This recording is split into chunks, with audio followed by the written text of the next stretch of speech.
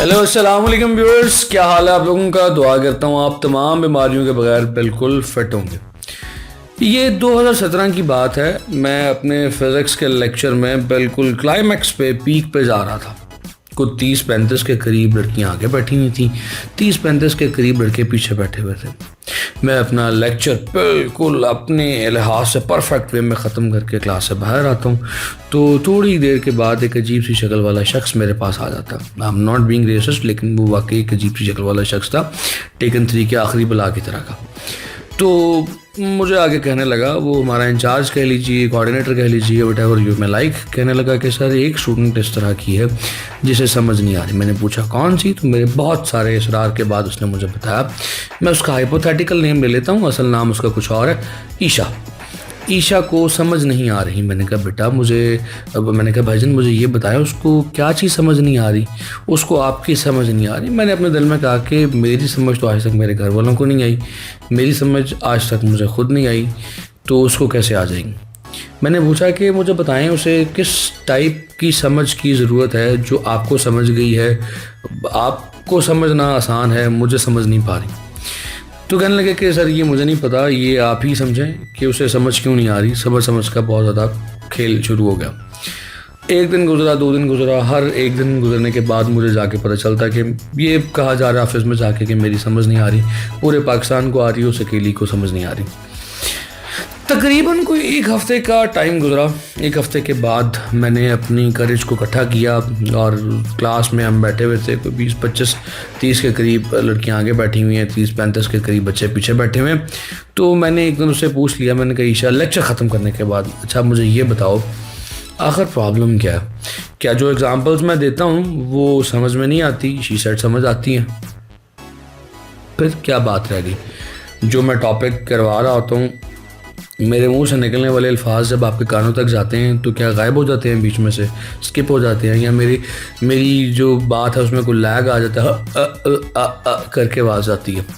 तो उसने कहा नहीं सर ऐसी भी कोई बात नहीं है, मुझे आपकी बात भी समझ आती है। तो अब मैं बिल्कुल हैरान और परेशान कि क्या हो गया, ये सब क्या चल रहा है, फिर समझ क्यों नहीं आती, ये मेरे साथ कोई प्रैंक चल रहा है, मतलब नादिर अली आ गया है, इसकी नादिर अली की रूह इसके अंदर आ गई है। मैंने कहा बेटा मुझे ये बताएं देन प्रॉब्लम कहाँ पे है, बिकॉज इस प्रॉब्लम को हमें सॉर्ट करना है। तो सारी क्लास में कुछ 30 सेकंड की खामोशी आती है और उसके बाद उसकी ज़ुबान से चंद अल्फाज निकलते हैं। वो कहती है सर असल में ना मुझे आपकी शक्ल ही पसंद नहीं है।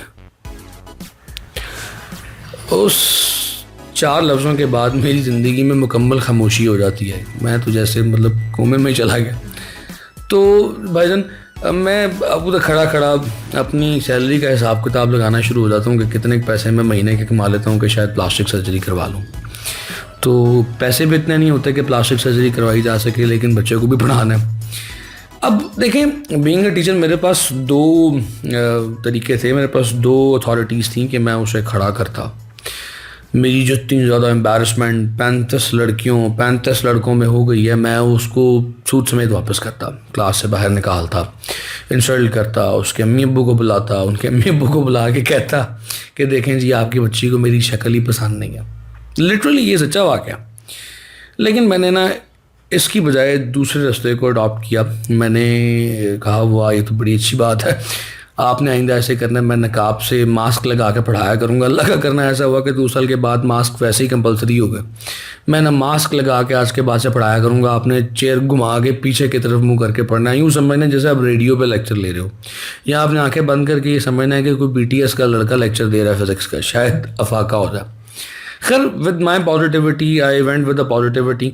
तकरीबन कोई 10-15-20 दिन या 1 महीना लगा होगा हमें उसे अपने साथ लेके चलने में, कूप अप करने में। वो स्टूडेंट तो मेरे साथ चल पड़ी, लेकिन उसका फ़ायदा क्या हुआ यकीन करें। अब सेकेंड ईयर की बात है, ये सेकेंड ईयर के इम्तहान हुए। फर्स्ट ईयर में वो क्लास मेरे पास नहीं थी, शी गॉट 65 आउट ऑफ 85 और in the second year she got 81 out of 85। तो उसकी अम्मा ने बाद में मिठाई का एक बड़ा भरा हुआ डब्बा मुझे दिया और कहा कि sir this is all because of you. हाँ, सेकेंड ईयर के एग्ज़ाम्स के बाद मैंने उसकी अम्मा को ज़रूर बताया था कि आपकी बेटी को मेरी शक्ल बिल्कुल पसंद नहीं थी, लेकिन चीज़ें बेहतर हो गई और उसके नंबर भी अच्छे आ गए। हाँ, ऐसा करने से उसको फिज़िक्स से भी नफ़रत नहीं हुई, सब्जेक्ट से भी नफ़रत नहीं हुई और उसकी इंसल्ट भी नहीं हुई। मेरी इंसल्ट क्या है, टीचर जो है is a juggler, is a magician जो अपने काम पे फोकस करता है। तो आपकी ज़िंदगी में भी यकीनन कुछ नेगेटिविटीज़ होंगी, कुछ ऐसी चीज़ें होंगी जिनको आप पसंद नहीं करते, जो आपको लगता है कि आपकी इंसल्ट कर रही हैं, आपके ऊपर गरां गुजर रही हैं, मुश्किल और भारी गुजर रही हैं। Deal with them with the positivity. खामोशी एक बहुत बड़ा हथियार, एक बहुत बड़ा वेपन है जिसको आप यूज़ कर सकते हैं अगले को बेहतर तौर पे कन्वर्ट करने के लिए। तो इंशाल्लाह उम्मीद करता हूँ कि आपको ये वीडियो पसंद आई होगी, आपसे मुलाकात होगी अगली वीडियो में। तब तक के लिए अल्लाह हाफ़िज़।